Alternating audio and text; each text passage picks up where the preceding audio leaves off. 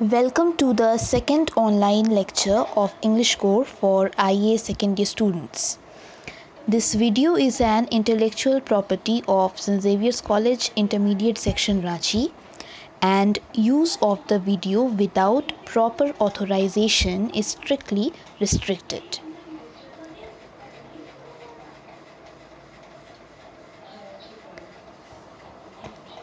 Deep Water is the third chapter of the English Core textbook Flamingo.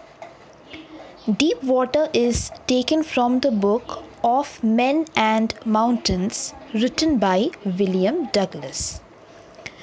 In Deep Water, Douglas describes his own experience of struggling against an intense fear of water. This fear started in his childhood as a result of his experience at the swimming pool.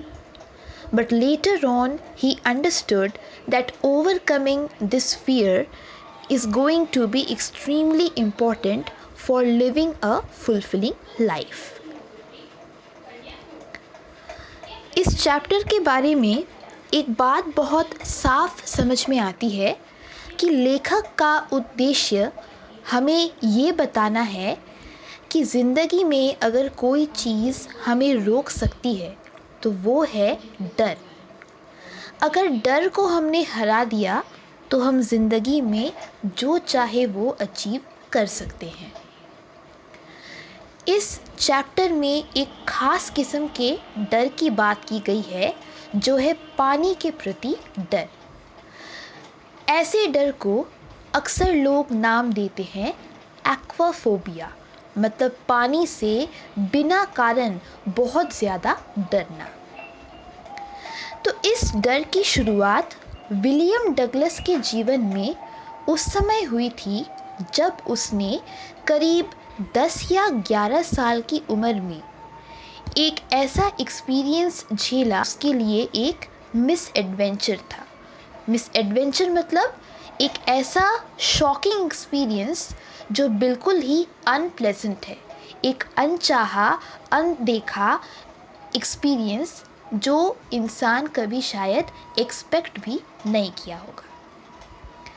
तो इस experience की शुरुआत तब हुई जब Douglas ने सोचा कि वो स्विमिंग सीखेगा। वो रहता था याकिमा नाम के शहर में और स्विमिंग सीखने के लिए वो गया YMCA मतलब यंग मेंस क्रिश्चियन एसोसिएशन के स्विमिंग पूल पर, क्योंकि उसकी माँ ने उसको समझाया था कि स्विमिंग पूल बिल्कुल सेफ़ है, क्योंकि पूल की गहराई बीच में केवल 9 फीट है और किनारों पर केवल 2 या 3 फीट। जबकि उस शहर में एक नदी भी, याकिमा रिवर, लेकिन उस रिवर की गहराई, उसके पानी का बहाव कभी भी भरोसा करने लायक नहीं था।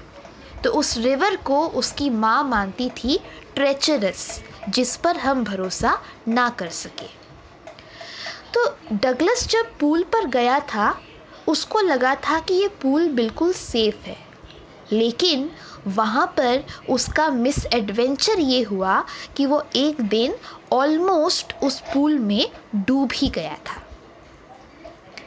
तो डगलस स्विमिंग सीखने से पहले भी पानी के प्रति काफ़ी डरा हुआ रहता था।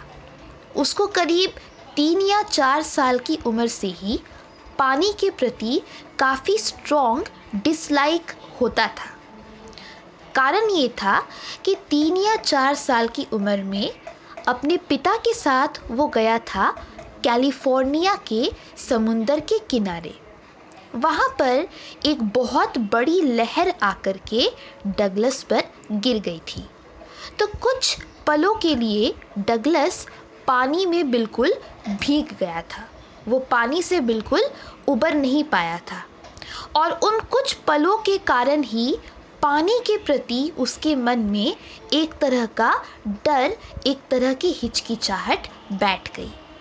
और शायद इसी डर को, इसी हिचकिचाहट को दूर करने के लिए 10 साल की उम्र में उसने सोचा क्यों ना वो जाकर के स्विमिंग सीखे। स्विमिंग सीखने के लिए वो जाने लगा उस स्विमिंग पूल पर। एक दिन डगलस पूल के किनारे पर अकेला ही बैठा हुआ था। अचानक वहां पर एक करीब 18 साल का लंबा चौड़ा तगड़ा लड़का आया। उस लड़के ने देखा कि 10-11 साल का छोटा सा लड़का, एकदम दुबला पतला सा लड़का अकेले बैठा है। तो उस बड़े लड़के को लगा कि वो इस बच्चे के साथ थोड़ी मस्ती करेगा। तो उसने जोर से चिल्ला के बोला, hey skinny, how would you like to be ducked. और ये बोल करके उसने डगलस को गोद में उठाया और सीधे उसको पूल के अंदर फेंक दिया। तो डगलस कुछ कर पाता इससे पहले ही वो पानी के अंदर जा चुका था।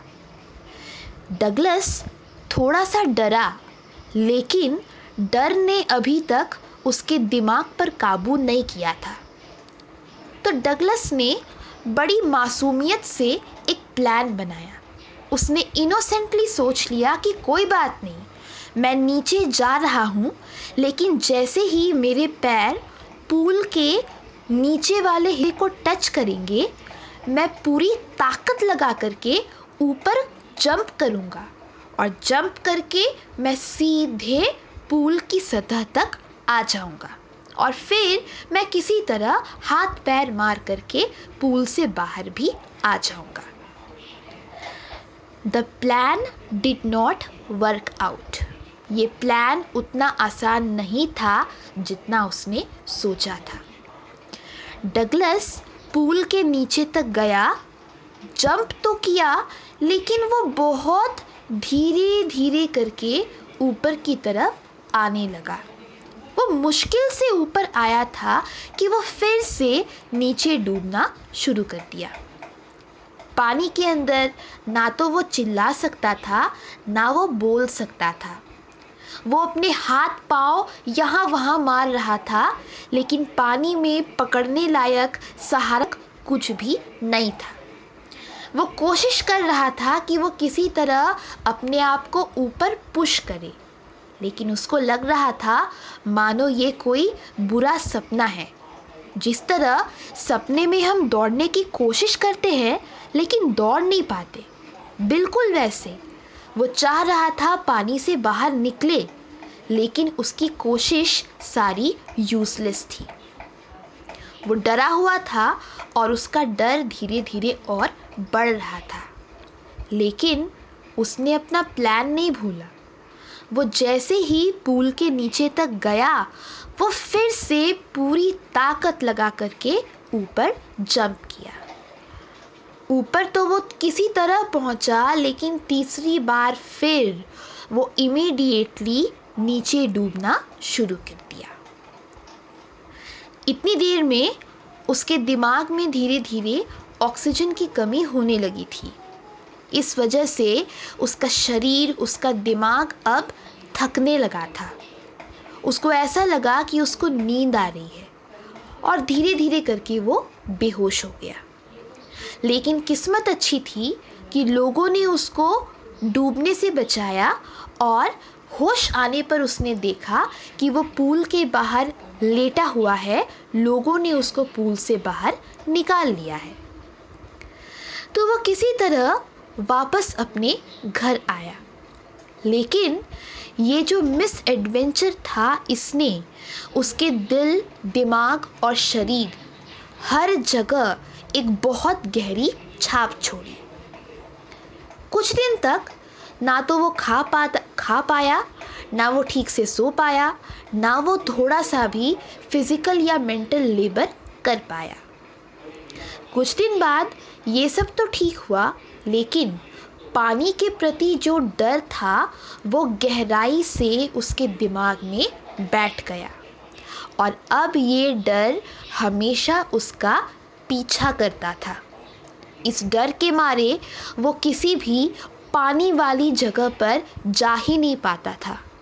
नदी, तालाब, झरना, कहीं पर भी उसको जाने की साहस नहीं होता था। इस डर के कारण उसके दोस्तों के साथ वो कुछ भी नहीं कर पाता था, लाइक स्विमिंग, बोटिंग, फिशिंग या कैनोइंग।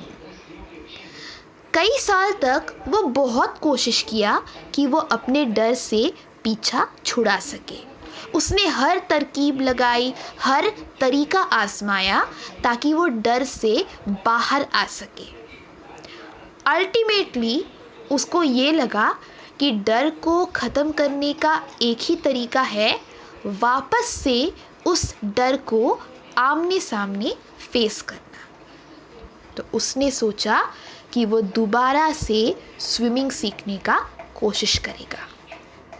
तो उसने एक इंस्ट्रक्टर को हायर किया और फिर हफ्ते में 5 दिन, हर दिन 1-1 घंटा वो स्विमिंग पूल में जाकर के प्रैक्टिस करना शुरू किया।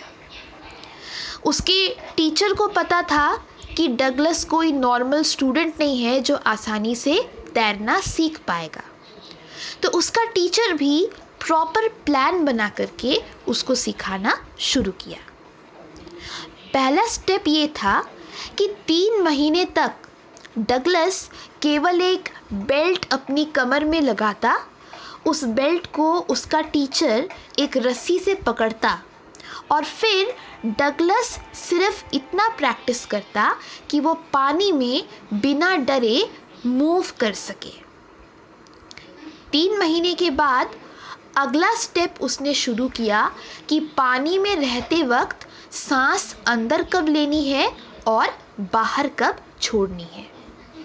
फिर तीसरा स्टेप ये था कि पानी के अंदर जाने पर अपने पैरों को, अपने हाथों को किस तरह से मूव किया जाए। इस तरह एक-एक स्टेप करके उसके टीचर ने डगलस को एक स्विमर के रूप में तैयार किया। और फिर अप्रैल के महीने में उसके टीचर ने जब देखा कि डगलस अकेले ही उस पूल के आर पार स्विम कर सकता है, तो टीचर ने कहा कि मेरा काम ख़त्म हो गया, तुम स्विमिंग सीख गए। लेकिन डगलस को अभी भी भरोसा नहीं था कि उसका डर ख़त्म हुआ है कि नहीं हुआ। तो अप्रैल से जुलाई तक वो प्रैक्टिस करता रहा अकेले उस स्विमिंग पूल में तैरने की। फिर उसने शुरू किया अपने इलाके के जितने भी नदी या तालाब है वहाँ पर जाकर के तैरना प्रैक्टिस करने का। हर बार वो देखता था कि तैरते वक्त डर का एक छोटा सा हिस्सा उसके मन में ज़रूर आता, लेकिन अब वो कॉन्फिडेंट हो चुका था और वो डर जब भी उसके दिमाग में आता वो उस डर को कंट्रोल कर सकता था। फाइनली कुछ महीनों के बाद वो जब वार्म लेक में स्विमिंग करने गया तो उसने नोटिस किया कि इस बार स्विमिंग करते वक्त उसके मन में बिल्कुल भी डर नहीं था। मतलब उसने ये साबित कर दिया कि फाइनली उसने पानी के प्रति जो डर है उस डर को पूरा कंट्रोल करना सीख लिया है। तो इस पूरे एक्सपीरियंस ने डगलस को एक बहुत इम्पॉर्टेंट लेसन सिखाया। उसने सीखा कि ज़िंदगी में अगर कोई सबसे खतरनाक चीज़ है तो वो है डर, क्योंकि एक बार अगर डर ने हमें पकड़ लिया तो हम अपनी मर्ज़ी से कुछ नहीं कर सकते, हमें उस डर की मर्ज़ी को ही सुनना पड़ता है। लेकिन जब हम अपने डर को ओवरकम कर लेते हैं तो मानो हमें डर से आज़ादी मिलती है और बिना डरे हम अपने लाइफ में जो चाहे वो कर सकते हैं। तो लाइफ में डर को हराना बहुत ज़रूरी है और कभी भी किसी चीज़ से भी अगर डर लगता है तो एक ही उपाय है, उस डर को फेस करना और लड़ करके उस डर को हमेशा के लिए हरा देना। तो इस तरह डीप वाटर का डिस्कशन हम यहीं पर अब एंड करते हैं। होपफुली आपको ये चैप्टर अच्छी तरह समझ में आ गया। चैप्टर का डिस्कशन हम लोग अपने व्हाट्सएप मैसेज ग्रुप में करेंगे। So all of you go through the video, go through the textbook, and in case of any queries we will have another session of discussion regarding the same chapter. Thank you.